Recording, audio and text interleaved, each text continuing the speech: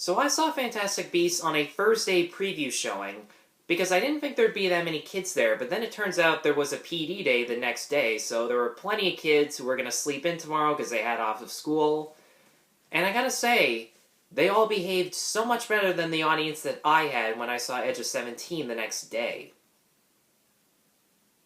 Look forward to my Edge of 17 review tomorrow. I'll have plenty of info on that.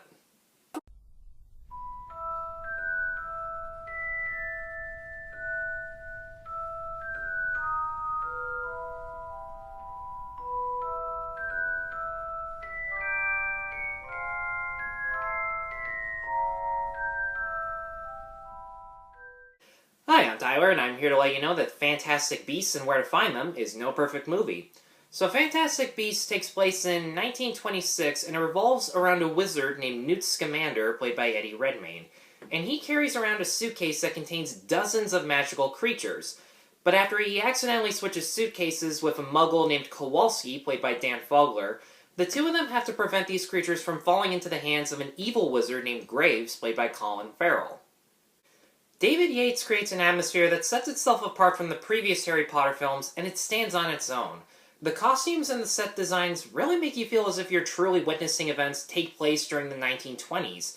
And the underground wizarding world that's portrayed through things like speakeasies that are run by goblins, or this magical congress who can erase the minds of muggles to keep their secrets safe, are all visually gorgeous, and they make you feel as if you're truly witnessing a corrupt society that's similar to the Prohibition era. And the most enjoyable aspect of the film, by far, was Scamander hunting down the creatures. They all have very funny personalities, especially this platypus-looking creature who is a serious kleptomaniac, and the humor is portrayed mostly visually through the characters' facial reactions and the way they interact with the non-magical environment. Eddie Redmayne is charmingly quirky as Newt Scamander, and he shows true dedication into his research into Fantastic Beasts by the way he nurtures them, and how he questions the wizarding world's policies that say that some creatures are just too dangerous and have to be put down. But he doesn't agree with that. He studies them, he researches their behavior, and he comes up with a way to train them to be obedient and peaceful.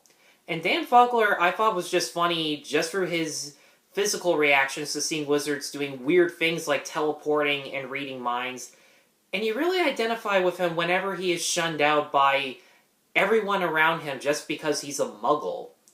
But my favorite actor by far was Ezra Miller, because throughout the whole film, even without words, he portrays a character who has clearly been mistreated by everyone in his life, especially his insane anti-witch mother, who is played very well by Samantha Morton, by the way.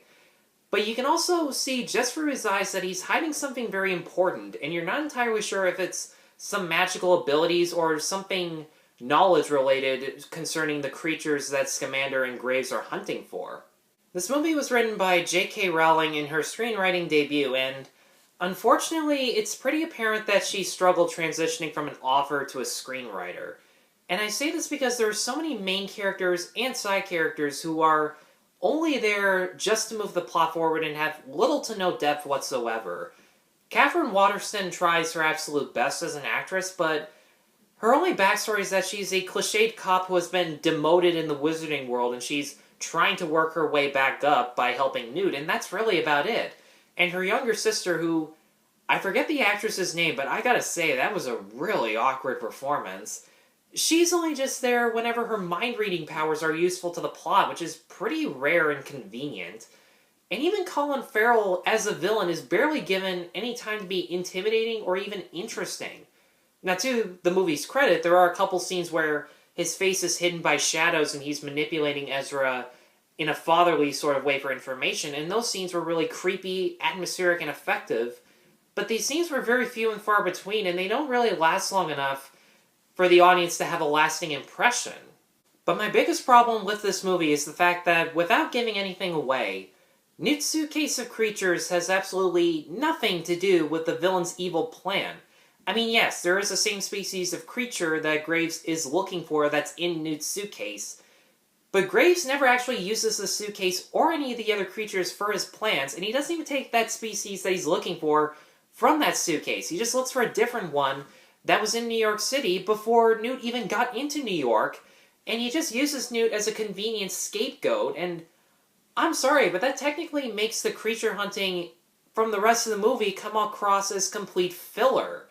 It was still entertaining, don't get me wrong, but it doesn't really connect with the villain or the actual plot of the film. Fantastic Beasts and Where to Find Them does have good performances, an enjoyable atmosphere that weaves fantasy into the Prohibition era nicely, and there are a few likable characters. And if you're a Harry Potter fan, chances are you're probably going to enjoy this a lot more than I did. But there are so many characters that are just plot devices and not really characters, and it feels like two different movies being told at once, the creature hunting and the evil wizard, and they don't really connect. And for that reason, I'm going to give Fantastic Beasts and Where to Find Them a 3 out of 5. Guys, thanks as always for watching. Be sure to like, subscribe, check out my other reviews at NoPerfectMovie.com, and stay tuned tomorrow for my review of The Edge of 17. Thanks again for watching, and take care.